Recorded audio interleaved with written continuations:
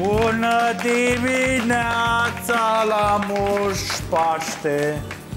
N-am avut o introducere mai bună.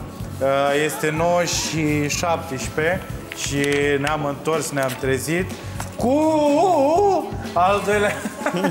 Am crezut că o să rezoneze whisky la chestia asta. Cu al doilea invitat al nostru, o prietenă deja a emisiunii noastre. Bă, m-am dus direct în Coina. Păi a fost și materialul. Cu material. Am înțeles. Haideți să o și vedem. Bianca, da? Psihoterapeutul Bianca Pătrașcu. Iată. Bună dimineața! Bună dimineața! Bine v-am găsit! Așa, trebuie să faci cu mâna la oameni ca să știi că ai venit. Bună dimineața! Acolo? Bună dimineața, acolo. Deci acolo, aia e camera. Bun.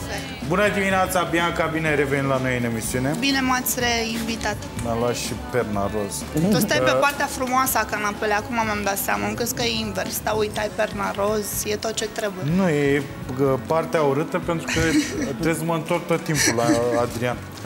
Nu te mai întoarce că mă știi aici. Bine, nu mă mai uit la tine. Spune-ne că se apropie Paștele, acuș.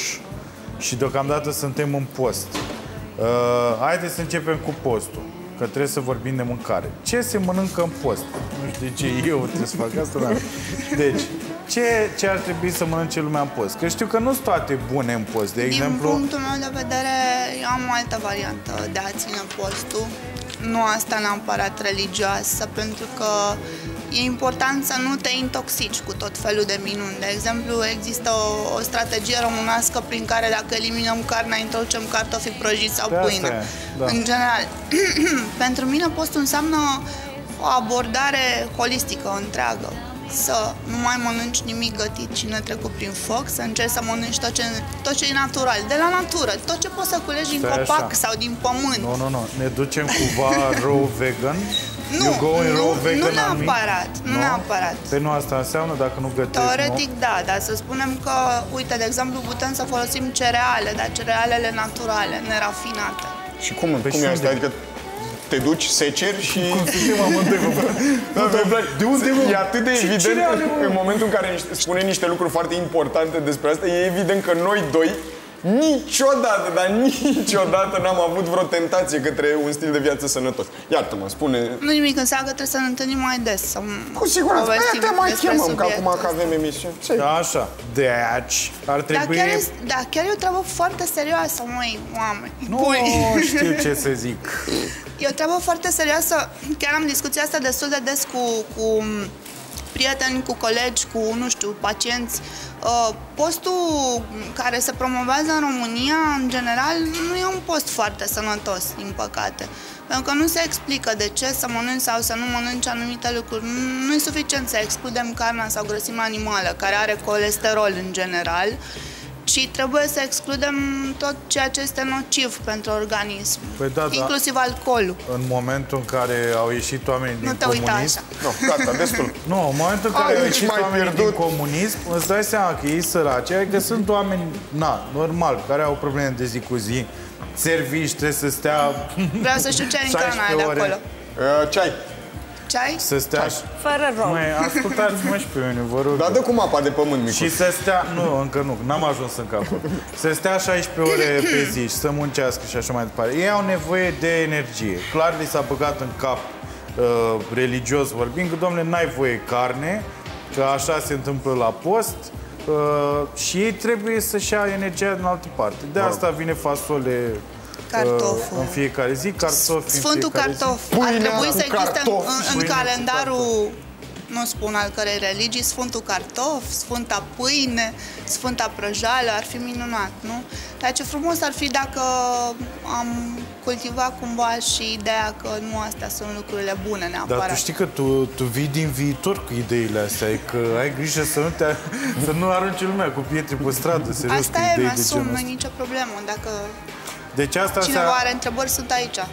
Să-mi scrie, să mă sune. Eu am o întrebare. Cum poți să treci de la un post, de la un stil de viață pe care l-ai evocat, înapoi la stilul tău de viață? Care este... Mă refer la stilul meu de viață, mai degrabă. Cum treci de la un post holistic, ca cel pe care l-ai menționat tu, în care mănânci numai lucruri pe care le culegi cu mâinile tale din natură, înapoi la mine. Treptat. Nu e un șoc? Ba da, dacă o faci brusc, e un șoc pentru organism care îți produce o stare de rău. Nu se întâmplă nimic senzațional, nu mori, nu te îmbolnăvești, dar îți produce o stare de rău, pentru că să spunem că depinde cât timp ții post, oricum. Dacă îl ții în totalitate, evident că e dificil. Desigur că discutam în tărâmul ipoteticului, pentru că... Totul e o fantezie în ziua de azi, până devine realitate de altfel. Hai să o luăm teoretic așa. Treptat. Eu am o variantă în care introduc alimentele treptat. Încep cu cele mai ușoare, lactate, iaurt, după care cei dependenți de carne, după care cei dependenți de produse rafinate sau alte chestii. Acum am dat să mă calific pentru toate. Și apropo de trecerea bruscă, nu e așa că toți românii... Păi nu, chiar e o chestie... Bă, am gândit-o pe asta. Deci, românii, nu e așa că în fiecare an trec brusc de la post la ou, grob, carne... Păi sunt pline știrile cu oameni care exact. ajung la spital de Crăciun și de Paște. Da. Deci, Eu nu confirm că voi faceți alarm? televiziune și știți mai bine decât mine, dar confirmă statisticile, din păcate. Dar asta pentru că nu este educație la nivel național și nu se implică nimeni să facă chestia asta. Deci ar trebui cumva reeducați românii și să le zicem pentru și că din punct de vedere culinar pe noi nu ne ajută, din păcate, nici tradiția, fiindcă avem o alimentație bogată în multe lucruri. Nu ne ajută nici cultura, pentru că avem o cultură balcanică, și nu ne ajută nici sistemul foarte tare. Și pentru că... Cum recomand să se facă trecerea asta? Că până la urmă oamenii or să treacă. Pur și simplu treptat, în câteva zile, poate într-o săptămână, pentru că altfel... Păi trece Paștele, vine iar serviciu. Apropo de asta, că m-a întrebat ceva pe ocolite, știi că de Paște, de exemplu, putem să înlocuim anumite ingrediente în rețetele clasice prin care să facem un preparat să fie cel puțin la fel de gustos, de exemplu? Dar chiar vreau să te întreb asta. Ce altceva putem mânca de Paște, în afară de drob? Pe hol la diverse lucruri, cum fac eu pastele, între ghilimele, fără paste în weekend. Nu e cazul, pentru că ăsta nu e aliment tradițional, e de origine italiană, dar... De exemplu, putem să facem pască doar din brânză, fără cocă, și putem să nu îndulcim cu 2 kg de zahăr. E prea mult. Ok. Sunt cuvinte îndrăznețe și te reavertizez. Uite, să zicem... Numai gândul mă slăbește. Să zicem cum poți înlocui... Dau un exemplu, habar n-am. Păstrămioara de berbecuți trasă ușor la tigaie în unt și cu puțin vin roșu peste păstrămioara. Dar și că pastama de berbec e deja grasă, nu trebuie să o tragi la tigaie, că ea are săraca grăsimea, poți să pui acolo puțin și poți să te joci cu mirodenile foarte... Nu aveți un bucătar aici, că pot să vă explice ce înseamnă puterea mirodenilor, de fapt, că puterea mirodenilor e senzațională. Dânsul mirodenie înțelege prin usturoi. Da, usturoiul e bun, alungă demonii, face multe lucruri. Demonii spui? Un demon nu știu, n-a pus piciorul aici la noi în platou de când a venit Nini. Are multă vitamina C și seleniu, nu? Și în afară de demon. Mai are un beneficiu, nu te mai pup decât cu cine vrei tu. Sau cu un alt om care a aderat la religia asta usturoiului. Exact. Sau cu cine vrea... Iată. Păi dacă vrea el să te mai pupe după ce ai mâncat atâta usturoi. Deci e o dovadă de dragoste asta. Bun, cum afli dacă te iubește gagică? Ce planuri ai ce pentru legătură viitor? are cu Pasca? Pentru viitor, nu, dar serios, chiar e o întrebare interesantă.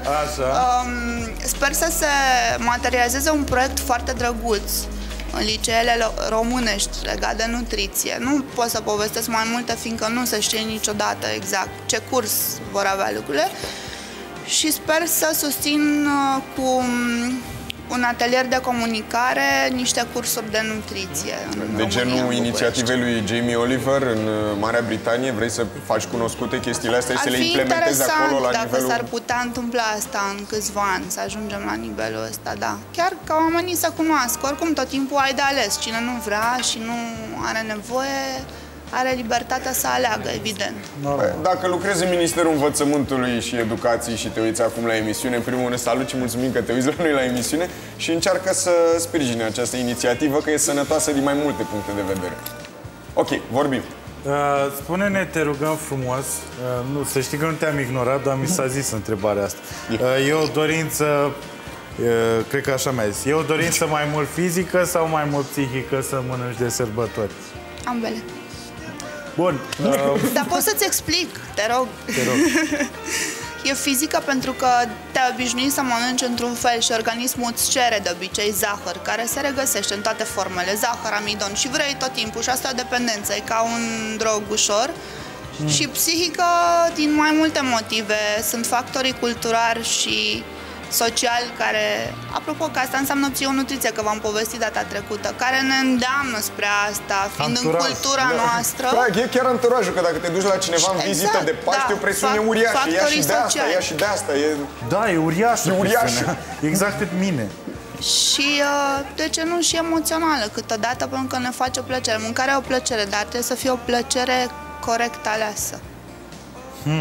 Asta mă pune pe gânduri. Eu cred că așa ne întoarcem și în copilărie, când ne gândim cum luam masa de Paște cu bunicii noștri, cu părinții. Cum mă face să plâng.